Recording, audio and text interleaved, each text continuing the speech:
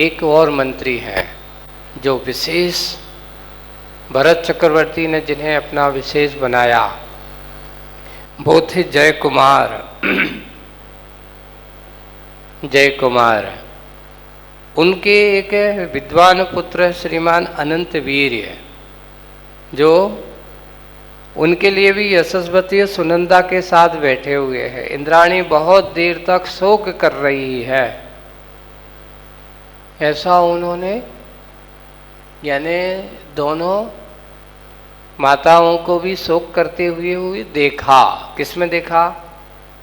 स्वप्न में देखा। ये सब सारे स्वप्न देखे और देख करके भरत चक्रवर्ती ने अपने लोगों से चर्चा की। तो जिन जिन ने स्वप्न देखे तो अर्घ की कीर्ति कहता है कि मैंने भी ऐसा स्वप्न देखा। गृहपति आया तो उसने कहा मैंने भी ऐसा स्वप्न देखा। सेनापति आया तो उसने भी अपना कहा। प्रधानमंत्री ने आकर के कहा कि आज मैंने भी ऐसा स्वप्न देखा।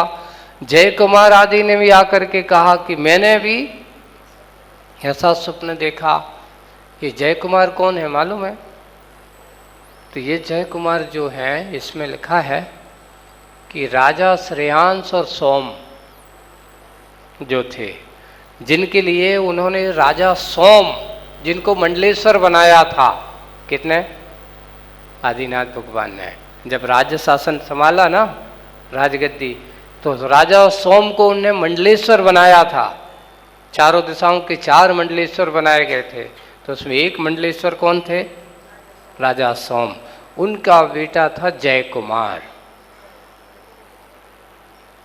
ये जय कुमार सुलोचना की कहानी को अगर आपको अच्छे से पढ़ना हो तो आचार्य ज्ञान सागर जी महाराज ने जयोदय महाकाव्य लिखा है। ये वही जय कुमार सुलोचना है। इसमें भी आदिनाथ पुराण में उनके पूर्व भाव का, अब इसका अगर उनकी कथा हम विस्तार करेंगे तो पूरे चतुर्मास निकल जाएगा। बहुत बड़ा अच्छा प्रसंग है ये। तो वे जय कुमार और सुलोचना आदि की कथा का वर्णन भी किया गया है। तो ये जय कुमार हैं। जय कुमार का वर्णन, ये राजा सोम के बेटे हैं। तो इनको भरत चक्रवर्ती ने अपना राज्य का विशेष मंत्री बनाया और मंत्री बना करके राज्य का संचालन किया गया। तो जब सबने अपने सपनों का वर्णन किया और वर्णन करके उन्होंने अपने पुरोहित को बुलाया, पुरोहित जो विशेष विद्याओं का संपन्न होता है, और पुरोहित से पूछा कि इसका कारण क्या है, ये सब ऐसा स्वप्न किसका संकेत है? तो उसने कहा ये लगता है अब भगवान इस संसार से मुक्त होने का संकेत है। अब भगवान इस संसार की प्रणति से निकलने वाले हैं। अब भगवान इस संसार में रहने के लिए नहीं है, ऐसा स्वप्न का फल किया। अब उनका ऐसे ही फल को तभी ऐसा बताते समय एक दूत आया। देखिए यहाँ स्वप्न का फल वो सभा में पुरोहित से सुन ही रहे थे, और उसी दौरान एक आनंद नाम का दूत आता है सभा में, चक्रवर्ती की सभा में, और उन्होंने जाकर के बताता क्या है कि भगवान की दिव्य ध्वनि संकोच कर लिया, भगवान की दिव्य ध्वनि अब नहीं खिल रही है। यानी ये 14 दिन पहले भरत जी को, और जब उसने बताया और उन्होंने सभा से अपने आप को दूर कर लिया, सारी की सारी सभा में जनता बैठी हुई है भगवान के आसपास, वहाँ जाकर के भगवान ने समूसरण से अपने आप को दूर कर लिया और सब लोग हाथ जोड़ करके बैठे हैं। ऐसे सुनते ही भरत जी ने शीघ्र ही तैयारी की, और यहाँ संकेत तो स्वप्न के माध्यम से मिल गए। तो वहाँ कैलाश पर्वत पर वहाँ जाकर के उसने भगवान की भक्ति 3 परिक्रमा, अब ये 14 दिन पहले की बात चल रही है इस दौरान बीच में, अब ऐसा करते हुए महा मना की, इस प्रकार की पूजन की, महामहत्व बतलाने वाली पूजन उसने वहाँ कैलाश पर्वत पर भगवान के समक्ष पूजन की। 14 दिन तक इसी प्रकार सेवा करता रहा और माघ कृष्णा चतुर्दशी के सूर्योदय के समय, कौन से समय हुआ भगवान को मोक्ष है? सूर्योदय के प्रातः काल की बेला में, शुभ मुहूर्त में, अभिजित नक्षत्र में। उस नक्षत्र का नाम है अभिजित नक्षत्र में वृषभ देव भगवान पूर्व दिशा की ओर मुख करके ध्यान में आरूढ़ हैं। कौन सी दिशा? इसलिए अपना पूर्व और उत्तर क्यों? समूषण में भगवान जब भी बैठते हैं तो पूर्वाभिमुख बैठते हैं, और अयोध्या की जो नगरी जो है, मुख्य जो महल है, वो उत्तराभिमुख होता है। तो सर्वोत्तम यही अपन मंदिर के मुख जो पूर्व उत्तर रखते ना, उसका उद्देश्य ये है, सर्वोत्तम है। तो पूर्वाभिमुख करके अनेक मुनियों के साथ पर्यंक आसन में बैठ करके विराजमान होकर के तीसरे शुक्ल ध्यान करते हुए चौथे शुक्ल ध्यान के साथ योग निरोध किया और चतुर्थ शुक्ल ध्यान में आरूढ़ हो गए। 5 रस अक्षर बराबर ऐसे ध्यान में लीन होकर के पूरे अघातिया कर्मों का नाश करके और भर आदिनाथ भगवान माघ चतुर्दशी के दिन मोक्ष को प्राप्त हो जाते हैं। ऐसे आदिनाथ भगवान को बारंबार नमोस्तु, बारंबार नमोस्तु। और जब ये हुआ, मोक्ष कल्याणक पूरा हो गया और भगवान के मोक्ष जाने के बाद अब क्या हुआ? भगवान के मोक्ष कल्याणक के जाने के बाद वृषभ सेन जो प्रथम गणधर थे, उनके, किनके? भगवान के। अब समूषण तो चला गया। वृषभ सेन गणधर के पास जाकर भरत चक्रवर्ती बहुत खेद खिन्नता प्रकट कर रहा है कि अब हमें भगवान की साक्षात दर्शन और भगवान की वाणी सुनने को नहीं मिलेगी। और ऐसा करते हुए भरत चक्रवर्ती के सामने उन्होंने भरत चक्रवर्ती ने आखिर ऐसा कौन सा पुण्य था कि हम सब ऐसे बने, तो पूर्व भाव के बारे में उन्होंने चर्चा की। तो देखो यहाँ पर पूर्व भाव के बारे में वृषभ सेन गणधर के माध्यम से जो भगवान की वाणी से उनने सुना होगा, उसके द्वारा उन्होंने बताया कि कैसे, तो आदिनाथ भगवान के पूर्व भाव कैसे हैं। तो सबसे पहले उन्होंने 10 भाव का वर्णन मिलता है आदिनाथ भगवान के। अभी जो उसके पहले कितने भाव होंगे तो नहीं, फिर भी 10 भाव का वर्णन है। तो उन्होंने कहा पहला वृषभ देव, पहला भाव जय वर्मा के रूप में, फिर बाद में वे जाकर के वहां से आए जयमरवा के बाद फिर महाबल राजा, दूसरा भाव। कौन सा भाव? दूसरा भाव महाबल राजा का।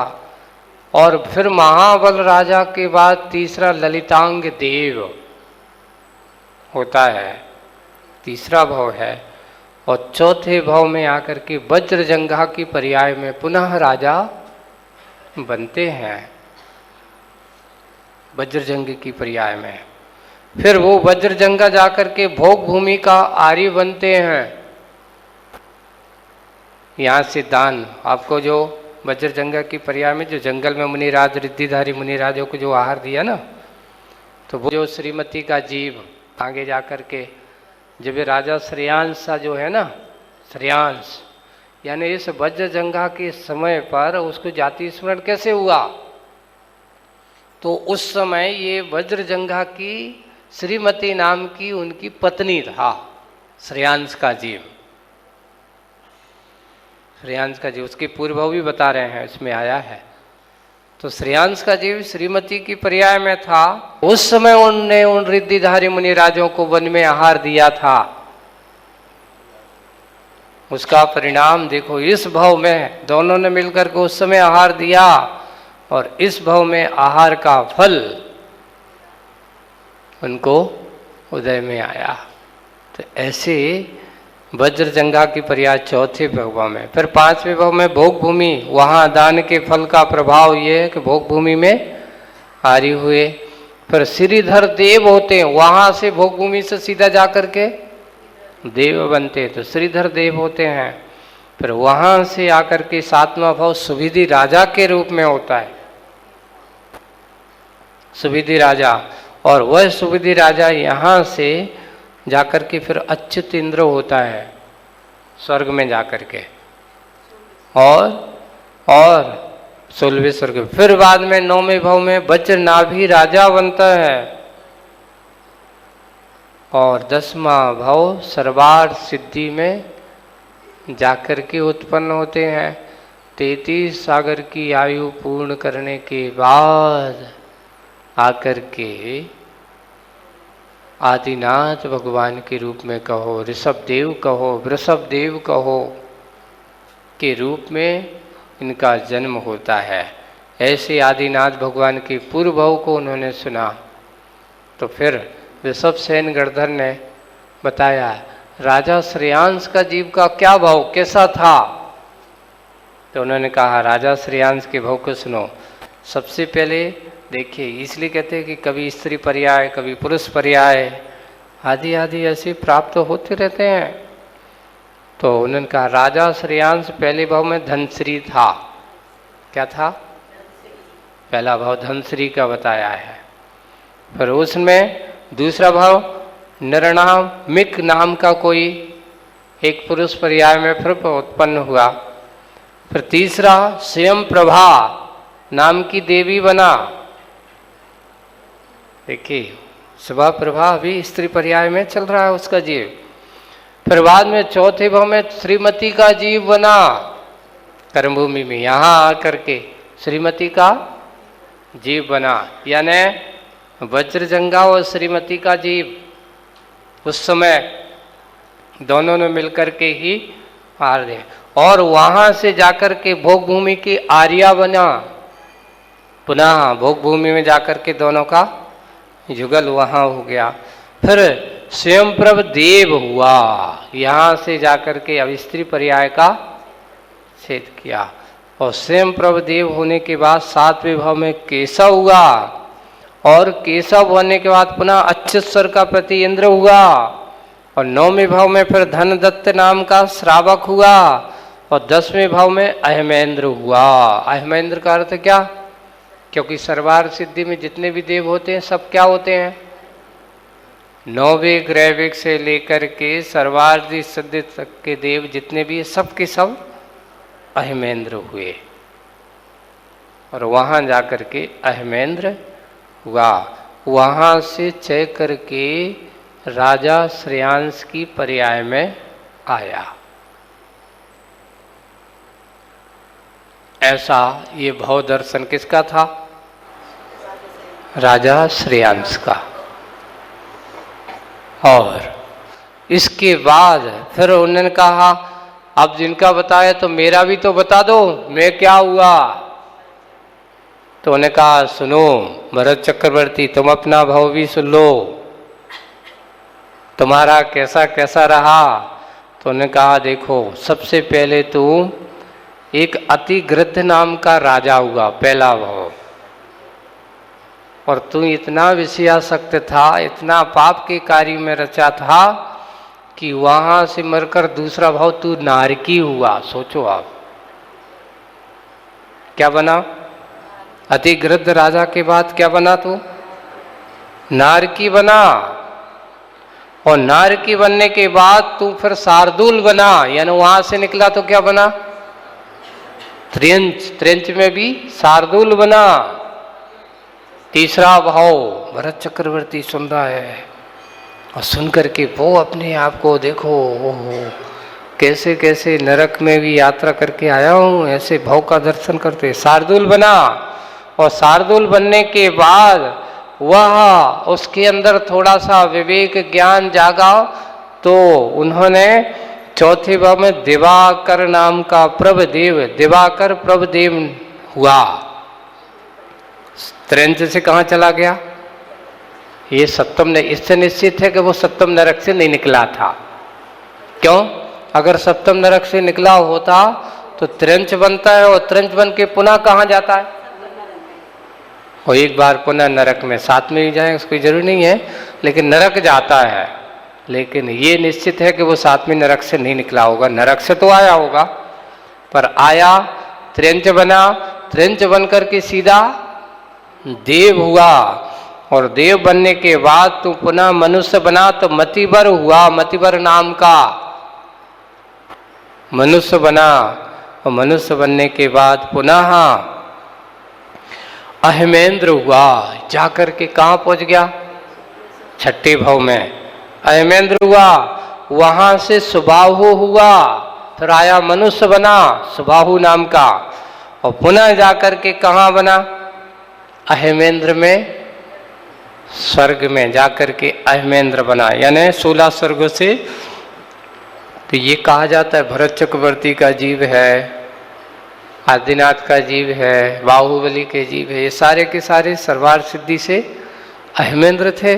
तो उन्होंने कहा, उसमें ये स्थान नहीं दिया, अहमेंद्र शब्द का प्रयोग किया है कि ये सब क्या हुए? अहमेंद्र हुए। और वहाँ से आकर के 9वें भाव में तू भरत के रूप में आया है, और जो 6 खंड का अधिपति बना है। ये 10 भाव नहीं, इनके कितने भाव बताए? 8 भाव के बाद 9वां भाव भरत का बताया है।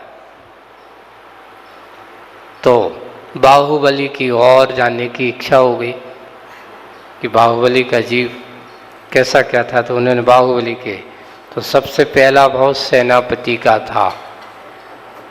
पहला भाव उनको बताया सेनापति, फिर दूसरा भाव भोग भूमि का आर्य, तीसरा भाव प्रभंकर नाम का देव, चौथा भाव अकंपन हुआ, राजा कंपन बना, 5वां में भाव में पुनः अहमेंद्र हुआ, हाँ, और 6ठे भाव में महाबाहु बना, 7वें भाव में जाकर के पुनः अहमेंद्र हुआ।